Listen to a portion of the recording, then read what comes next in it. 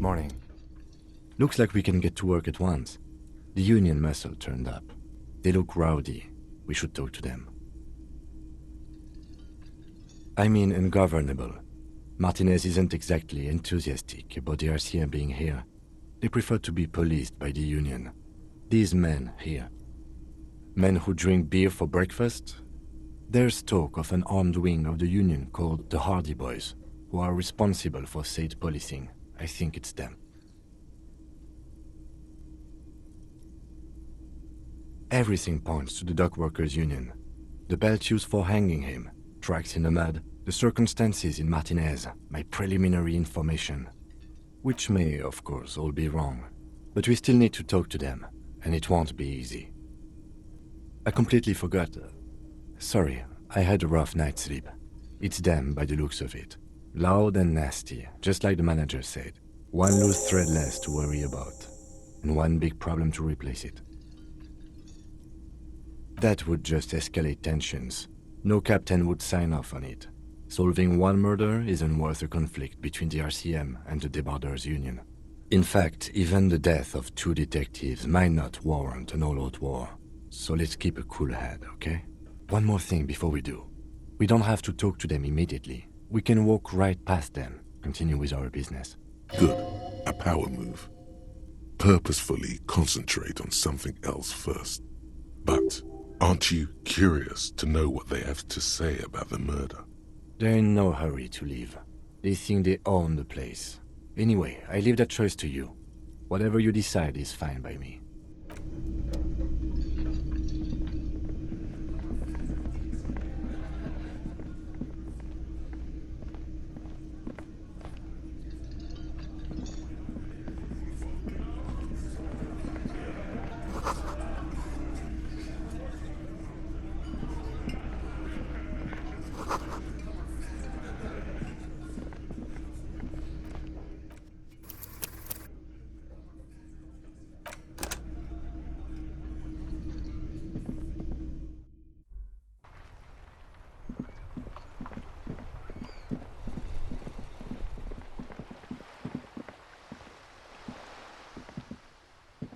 Hello, sir. Step right in. The store is open.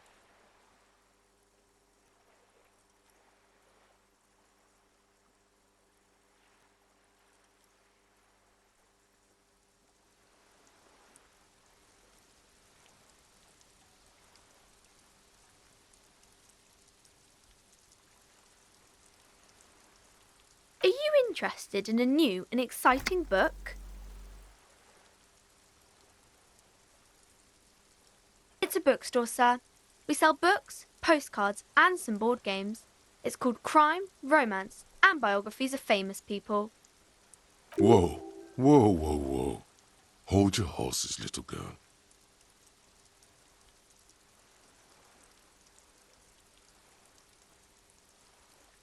You're fooling nobody.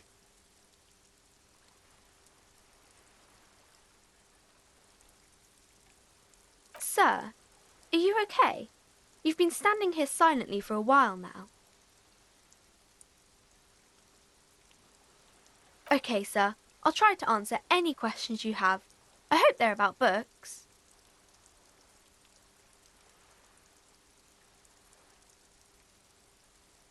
My name is Annette, sir. My mum, her name is Plaisance. She owns the store. She's inside minding the register or organising the stock. Feel free to step in and browse our wares. I'm signalling that the store is open. Otherwise people might not know. They'd miss out on the crime, romance and biographies of famous people.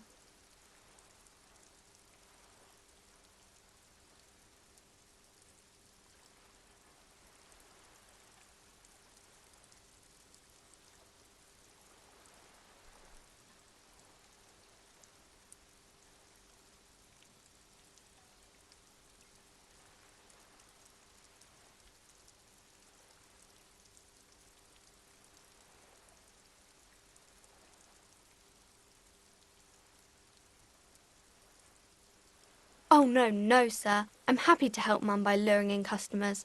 Besides, I have some hot juice in my vacuum bottle to keep warm.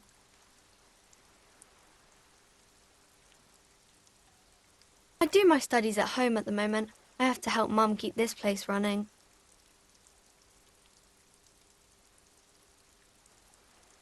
Mum says it's necessary to do both because it builds character.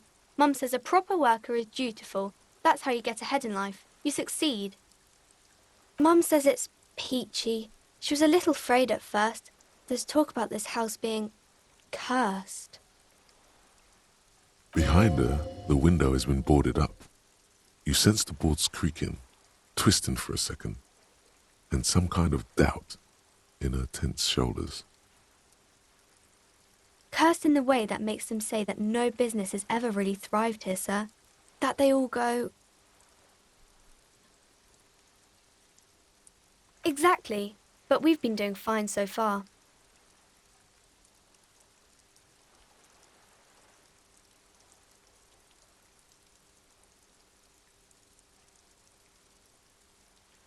We can go into the bookstore and ask about the case, but I don't see much more to look into here.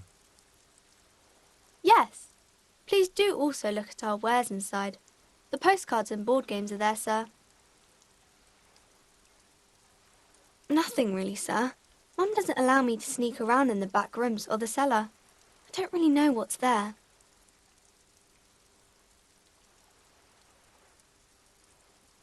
It does not manifest itself in any way. It does not exist. I liked it better when we were talking about whether it's appropriate to stand out in the freezing weather. No such thing. Anything else you wanted to talk about, sir?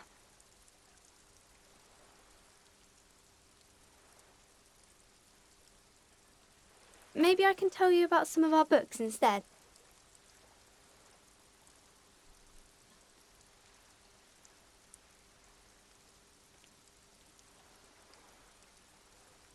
Crime fiction is about murders or burglaries or things like that, and the work of a policeman or a private detective who's trying to solve a crime and catch the criminals. It's exciting to people, I guess. They get to imagine dangerous things, and it's kind of like a puzzle, where you can guess who the criminal is or how the good guys are going to catch him. You don't look much like a policeman.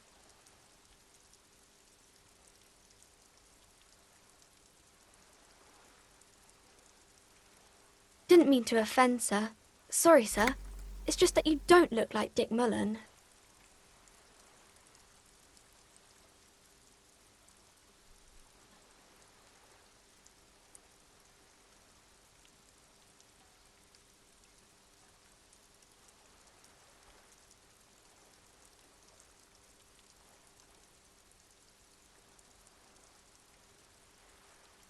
Head, yes. No, your resilience. Not head, child. Heads.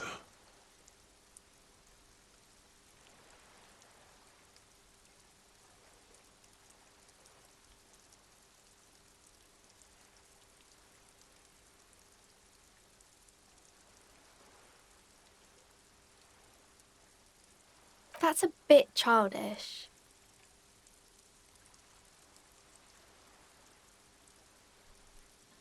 Psst. You forgot the subterfuge.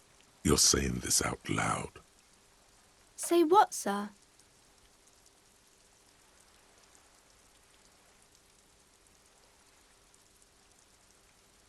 You don't have to be, sir. He's just a fictional character. He's no match for you. Maybe you can show me some real police work, sir. Like in the books.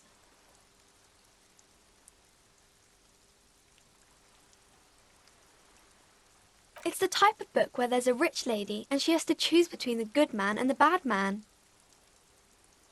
Or there could be a story about a poor lady getting a rich man. It's about man and lady business, sir. It happens, but usually the guy gets rich in the process. Or should actually be rich himself, but has lost his family property unjustly, like during the revolution or something. Those are unhappy books, for most of the pages. People sad about what they have lost, but then it all turns out just fine in the end.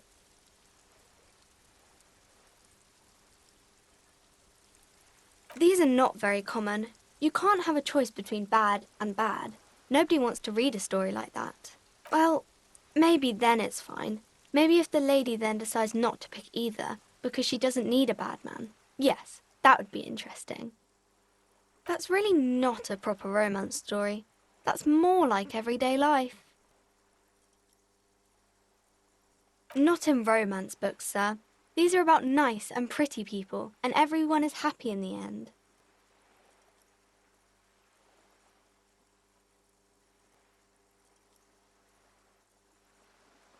I haven't read many of those. Maybe you should ask Mum. I'm sure she can help out. Anything else you're curious about? Maybe some about other books?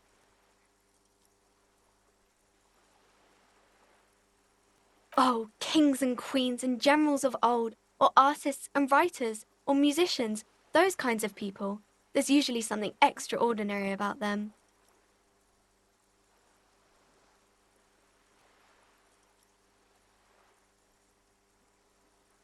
I think that's why people read them, to find the secrets of their fame. Seems like most people who read those books fail to get more famous from reading them.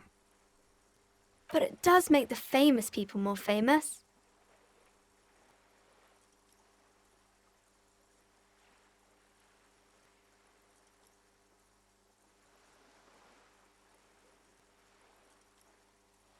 Annette's expression remains ever so helpful, but she doesn't say anything. Okay. No, sir, I can't. It would be too tiring to refrain from it. It's already tiring enough to remember to say it all the time. It's nice of you to say I could stop, though.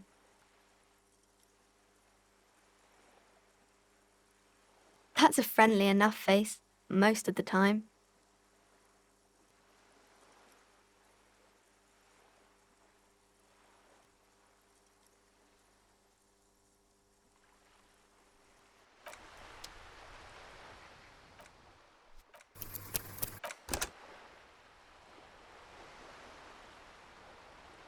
Hello again, sir. You fail to deduce anything substantial.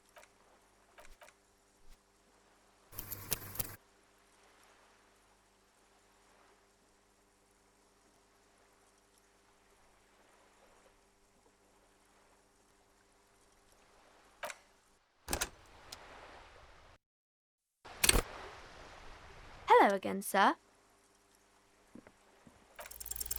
You fail to deduce anything.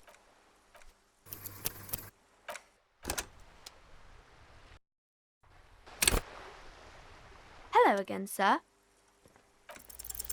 You fail to deduce.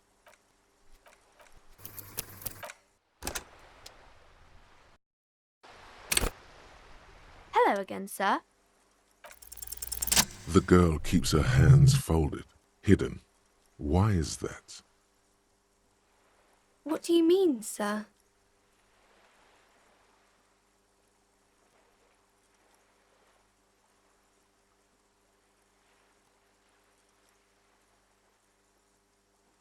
She looks around anxiously. Her hands remain folded in front of her. She doesn't want to show them. The lieutenant stands by, looking at the two of you with little interest. She brings out her reddened hands, her nails frayed, nearly chewed down to the flesh. And you knew this from me keeping my hands folded?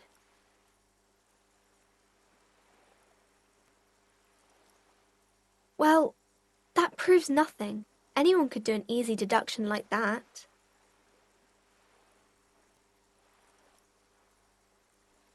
She nods, half provocative, half enthusiastic. Maybe so, sir. Okay, I know it's a bad habit, and I shouldn't.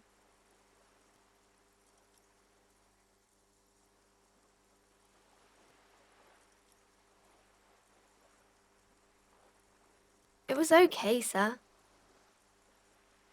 There's more that can be achieved here. Ask her to do the same.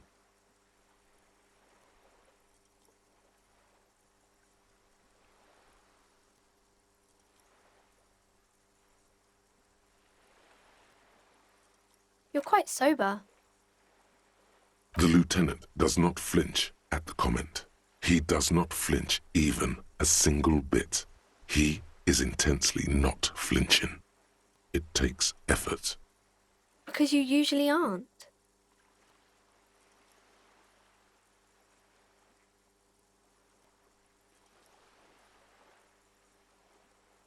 I'm sorry, sir. I hope things get better soon. There she stands, swaying on her feet, assaulted by the early spring breeze.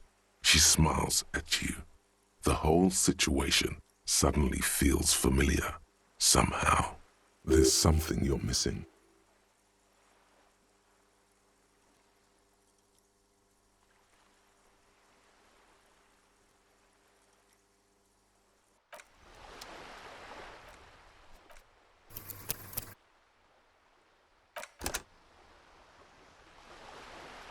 Hi, Ace Detective.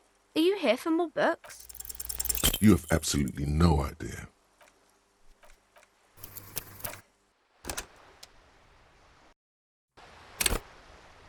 Hi, Ace Detective. Are you here for more books? Because you know each other. She's been talking to you so openly because you've talked before. Yes, I stand in this spot all the time. You've been running around all week without your shirt on, sir, apologising to everyone. I don't really understand what you've done wrong. Of course, you stopped by a few times. You certainly look better than the last time I saw you. Yeah, but you don't have party eyes anymore. Party eyes. Yes, of course. That makes sense. I'm not surprised children have seen you running around with party eyes on, he thinks. Not at all. You know, like a cat in the dark, all big and wide-eyed. It certainly looks odd on a man. The swiveling eyes of a loony drug addict. That is what she meant. You were probably gurning too. Fuck yeah. You should get some party eyes right now. Snap those sequins on you, boy.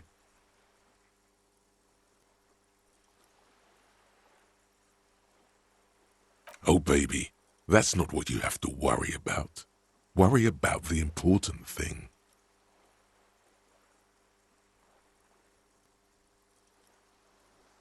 I'm glad I could help you, sir.